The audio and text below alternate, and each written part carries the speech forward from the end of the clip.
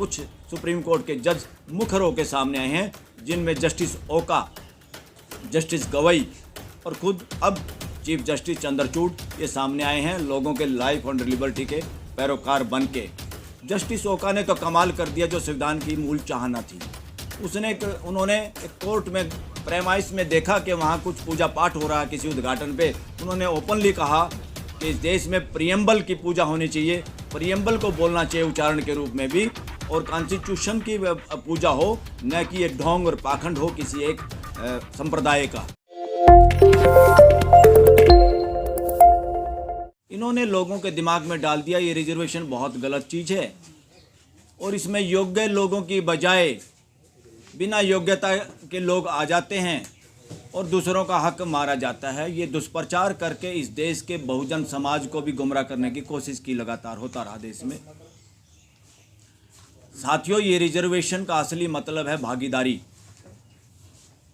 System में जहाँ जहाँ भागीदारी पूरे समाज की हुई है, बहुजन समाज की हुई है, वहाँ पे दिन रात का परिवर्तन हम देख सकते हैं। उस डिपार्टमेंट में, उन जगहों पे जहाँ सभी लोगों की भागीदारी हुई है, माहौल बदलता है। तो ये नौकरी का जुगाड़ नहीं है, ये भागीदारी को सुनिश्चित करने का जुगाड़ है, कार्यक्रम है। हम सब इसका समर्थन करते हैं। और अब ये जितने भी तौर तरीके हैं, बहुत सारे चोर दरवाजे अभी भी निकाले हुए हैं और उसमें कहीं ना कहीं देश की जुडिशरी भी शामिल रही है। अगर सुप्रीम कोर्ट के जजमेंट्स जितने भी रिजर्वेशन पे हैं, अगर उनका एम्पायरिकल स्टडी हो, शोध हो, उस शोध में सरेआम निकल के ये आता है कि कहीं ना कहीं किसी बायस्ड मानसिकता के साथ फैसले लिए गए, झुकाव हुआ। और उन फैसलों में जो बैठे हुए जज हैं, अगर उन किस सामाजिक ताने बाने से वो लोग आते हैं, किस वर्ग से आते हैं, देश के कौन से समाज के वो लोग हैं, तो और भी ज़्यादा मुखर हो जाती हैं बातें कि देश के लोगों की हकमारी कैसे जुडिशल सिस्टम के द्वारा भी इस देश में होती रही है, जो कि अब हम पूरा रोकने का प्रयास करेंगे। साथियों, पार्लियामेंट में तो लोग पहुंच जाते हैं रिजर्वेशन की वजह से, जहां SC ST के लिए रिजर्वेशन है, नुमाइंदे पहुंच जाते हैं। और ज़्यादातर नुमाइंदे इस तरह के होते हैं जो एक तरह से बिल्कुल नपुंसकता का काम करते हैं, अपने समाज की वो आवाज़ बुलंद नहीं कर सकते। और पार्टियों में डेमोक्रेसी नाम की चीज़ नहीं है, तो पार्टियों का वर्चस्व रहता है। जो लोग पार्टी के प्रौधा होते हैं, वो उन लोगों की आवाज़ भी पार्लियामेंट में आने नहीं देते और वो लोग नाकामयाब रहते हैं। ये एक बड़ा विडंबना है पार्लियामेंट के सिस्टम की विदेश में, जहां बहुजन समाज की हकमारी लगातार पार्लियामेंट में भी उनको बोलने का समय कितना दिया गया और किन सामाजिक मुद्दों पर वो बोले। अगर इस बात का भी शोध हो तो ये स्पष्ट होता है देश के सामने, पार्लियामेंट ने भी इस देश के साथ धोखेबाजी की है। देश की पूरी आवाज़ जो देश के सामने आनी चाहिए थी, वो देश की आवाज़ दबाने की कोशिश पार्लियामेंट में भी हुई है एक डेमोक्रेटिक देश में। दूसरे नंबर पे आते हैं एग्जीक्यूटिव, जो परमानेंट एग्जीक्यूटिव होती है, जो परमानेंट सरकार होती है, सरकारी ऑफिसर जिसमें होते हैं IAS IPS और इस तरह के अधिकारी जो लोग होते हैं। बहुत बार वहाँ भी कभी रिजर्वेशन होगी नहीं होगी। इंदिरा साहनी का एक केस आया था 1992 में, सुप्रीम कोर्ट ने एक फैसला लिया था, उसमें भी अब देख सकते हैं वो जज लोग कौन लोग थे। और उन्होंने कहा 50% से ज़्यादा रिजर्वेशन नहीं हो सकती, जबकि कॉन्स्टिट्यूशन कोई परसेंटेज नहीं लगाता। कॉन्स्टिट्यूशन कहता है सामाजिक पिछड़ापन जहाँ भी है, उन लोगों को अपलिफ्ट करने के लिए, बराबर की भागीदारी देने के लिए कॉन्स्टिट्यूशन एम्पावर करता है, पार्लियामेंट को ताकत देता है कि उन लोगों का रिजर्वेशन किया जाए और उनको नौकरियां दी जाए। तो उस बात को ना ध्यान में रखते हुए भी 50% के कैप लगाने के पीछे भी वर्णवादी मानसिकता के लोगों का काम था। और अब हमें इस कहने में और चर्चा करने में कोई दोष नहीं कि उस वक़्त उस बेंच में भी जो लोग थे वो वर्णवादी मानसिकता से ग्रस्त लोग थे, जो जजों के रूप में बैठे थे, जो कि एक तरह से जुडिशल धोखा दे रहे थे देश के साथ। धीरे धीरे माहौल बना, प्रेशर बना और रिजर्वेशन साउथ इंडिया में खासतौर पर तमिलनाडु ने जो 50% से भी आगे बढ़ाने का काम किया। बार बार अगर सुप्रीम कोर्ट के फैसलों को देखें और डिफरेंट हाई कोर्ट के फैसलों को देखें तो ज़्यादातर की कोशिश यही रही कैसे इन पार्लियामेंट हो चाहे विधानसभाएं हो, उनके बनाए हुए कानूनों को कैसे डाइल्यूट किया जाए, कमज़ोर किया जाए, नेस्तानबूद किया जाए। तो क्या करें भाई ऐसी जुडिशरी का? जुडिशरी का काम है कॉन्स्टिट्यूशन की रखवाली करना और कॉन्स्टिट्यूशन के आधार पे देश को दिशा देने वाले लोगों को दिशा दिखाना, चाहे वो पार्लियामेंट हो, चाहे सरकारी ऑफिसर्स हों, कोई भी हो। मगर यहाँ पर जैसे बाढ़ खेत को खाती है, अगर इस देश की जुडिशरी भी इंडिपेंडेंट होती और जुडिशरी कॉन्स्टिट्यूशन के हिसाब से चलती, देश की ये दयनीय स्थिति नहीं होती जो आज के दिन है। और अभी भी जुडिशरी में भी क्या हुआ, जब लोग सरकार का उसमें हिस्सेदारी होती थी जज लगाने में, तो इन लोगों ने सोचा अब वहाँ कुछ कुछ बहुजन के समाज के लोगों की आवाज़ बुलंद होने लगी और वो लोग भी जुडिशरी में आ सकते हैं, तो इन्होंने लगा खतरा है। तो फिर एक केस डलता है, डलवाया जाता है और उस पर एक फैसला आता है। और कैसे कैसे जजों ने अपने हाथ में ही जज लगाने की पावर ले ली, जो दुनिया के किसी भी देश में नहीं है।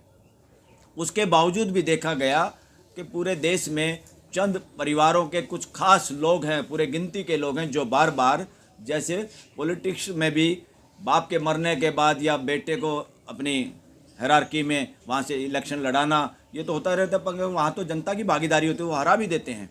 मगर जुडिशरी में काफ़ी लोग वही बाप, बेटे, नाती, पोते या जानकार लोग, वही लोग आते रहे। और ये बेईमानी चलती रही कि बहुजन समाज के वकील, योग्य वकील नहीं मिल रहे। ये जानबूझ के किया हुआ एक ड्रामा है, क्योंकि ज़्यादातर जज देश में हाई कोर्ट और सुप्रीम कोर्ट में जो लगते हैं, वो ज़्यादातर वकीलों में एक चर्चा है और हम भी कहते हैं कि वो सरकारी जज के रूप में काम करते। सरकारी जज का क्या मतलब, वो कहीं ना कहीं सरकारी सिस्टम में पैनल पे आके काम करते हैं और वहाँ पे उनको केस काफ़ी करने का मौका मिलता है और उन्हीं में से लोगों को जज बनाया जाता है। ये हकमारी है स्पष्ट। जज बनाने के लिए ईमानदारी कोई पैरामीटर नहीं है कि सबसे पहली अगर कोई जज बनाने के लिए योग्यता है, वो सिर्फ और सिर्फ ईमानदारी होनी चाहिए।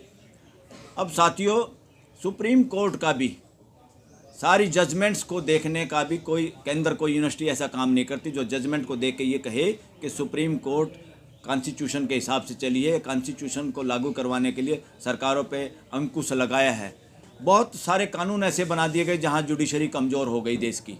वो सारे के सारे ट्राइब्यूनल और कमीशन जितने हैं, चाहे ह्यूमन राइट कमीशन जितने भी हैं, उनमें रिटायर्ड जजों की अपॉइंटमेंट पक्की कर दी। ये रिश्वत है जुडिशरी को। ऐसे काले कानून देश से धराशायी हो जाने चाहिए थे और किसी भी पार्टी ने अभी इस पर कदम नहीं उठाया। ये कम से कम पार्लियामेंट में चर्चा होती रही कि जजों के रिटायरमेंट से पहले के दिए हुए फैसले और रिटायरमेंट के बाद उनकी जॉब की सुनिश्चितता की गारंटी देते हैं, और इस तरह से ऐसे फैसले देश में आते हैं। इससे देश कमज़ोर होता है और संविधान कमज़ोर होता है। साथियों, देश में दो कानून सबसे ज़्यादा खतरनाक आज के दिन हैं, यूएपीए और पीएमएलए। ऐसे कानून पार्लियामेंट में पहली बात तो बनने ही नहीं चाहिए थे। पार्लियामेंट के क्वेश्चन मार्क है कि वहाँ के हमारे जो पार्लियामेंटेरियन हैं वो लोगों के हकों के प्रति या संविधान के प्रति उनको ज्ञान है कि नहीं है। दूसरा, देश की जुडिशरी पे क्वेश्चन मार्क है कि इतने काले कानून जो right to life and liberty को भी जेलों की सलाखों के अंदर बंद करते हैं और लोगों को जमानत नहीं मिलती। इससे साबित होता है कि कैसे जुडिशरी भी पंगु बनी रही। अब जाके कुछ जजों ने बोलना शुरू किया और देश के चीफ जस्टिस ने भी कहा कि डिस्ट्रिक्ट जुडिशरी को भी कहा डरने की क्या जरूरत है, क्यों जमानत नहीं देते लोगों को। और कुछ सुप्रीम कोर्ट के जज मुखर होकर सामने आए हैं, जिनमें जस्टिस ओका, जस्टिस गवई और खुद अब चीफ जस्टिस चंद्रचूड़ ये सामने आए हैं लोगों के लाइफ एंड लिबर्टी के पैरोकार बन के। जस्टिस ओका ने तो कमाल कर दिया, जो संविधान की मूल चाहना थी। उन्होंने एक कोर्ट में प्रेमाइस में देखा कि वहाँ कुछ पूजा पाठ हो रहा है किसी उद्घाटन पे। उन्होंने ओपनली कहा कि इस देश में प्रियम्बल की पूजा होनी चाहिए, प्रियम्बल को बोलना चाहिए उच्चारण के रूप में भी, और कॉन्स्टिट्यूशन की पूजा हो, न कि ये ढोंग और पाखंड हो किसी एक संप्रदाय का। ये धर्म नहीं, संप्रदाय, चाहे वो किसी भी रीति रिवाज का कोई काम हो। और इस देश में सरेआम जाति और धर्म पे कोई वोट नहीं मांग सकता। उसके आधार पे इस देश में वोटिंग भी नहीं हो सकती। कोई अपने भाषण में ये नहीं कह सकता मुझे फलानी जाति की वोट चाहिए या मुझे फलाने धर्म की ही वोट चाहिए। मगर इस देश में पिछले अभी जो सरकारें हैं, सरकारें सभी इस तरह की शामिल रही हैं, मगर अब जो सरकार है 10 साल से, वो लगातार दो ही बातों पे इलेक्शन लड़ रहे हैं, जाति और धर्म पे। जाति पे कैसे? क्योंकि एक प्राइम मिनिस्टर को अपनी खुद की जाति को जुगाड़बाजी से ओबीसी में शामिल करवाया, और ये देश के साथ धोखा है कि ताकि देश जाति के आधार पर उनके फेवर में वोट कर दे, और इसका इस्तेमाल भी किया, और इसके वजह से वोटें हुई भी इस देश में इस धोखेबाजी से। दूसरा, हिंदुत्व हिंदुत्व हिंदुत्व लाएंगे, और नई पार्लियामेंट में संविधान भी वो रखा जिसमें पूरी बात नहीं थी, जिसमें वो क्या समाजवाद की बात नहीं थी, और इवन एक लठ रखा गया, लठ, यानी इस तरह से पुलिस स्टेट बनाया गया कि लठ से देश को चलाएंगे, और लठ रखा गया, और एक ही संप्रदाय के लोगों के साथ बुला के पूजा पाठ करवाया गया, जो कि असंवैधानिक था।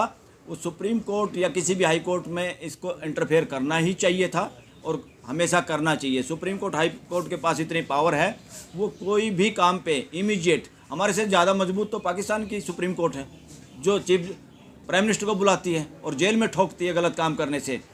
लुटियन जोन, जिसको समाज के लोग, देश के लोग लूट जोन कहने लगे हैं, इतना नज़दीक उसके बीच में हाई कोर्ट है, सुप्रीम कोर्ट है, और वहाँ उनकी नाक के नीचे कोई गड़बड़ हो, अखबार में खबर आए और देश में जाति धर्म का जहर फैलाया जाए, कुछ लोगों के साथ न्याय नहीं किया जाए, कुछ लोगों के घर बिना कार्रवाई के बुलडोज किए जाएं, तो कहीं पे गरीब लोगों की बहन बेटियों को रेप हो जाए तो रात को बिना माँ बाप के जलाया जाए, इस तरह का जो कार्यक्रम देश में चल रहा है ये असंवैधानिक है।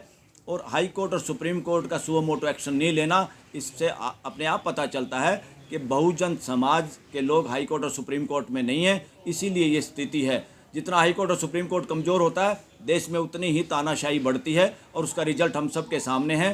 इमरजेंसी में जो सारे जज एक आध को छोड़ के लंबे लेट गए थे, और आज भी स्थिति कुछ जजों की वजह से थोड़ी सुरक्षित है, वरना माहौल लगभग उसी तरह से है देश में। इसलिए देश के लोगों को इसमें जागने की जरूरत है।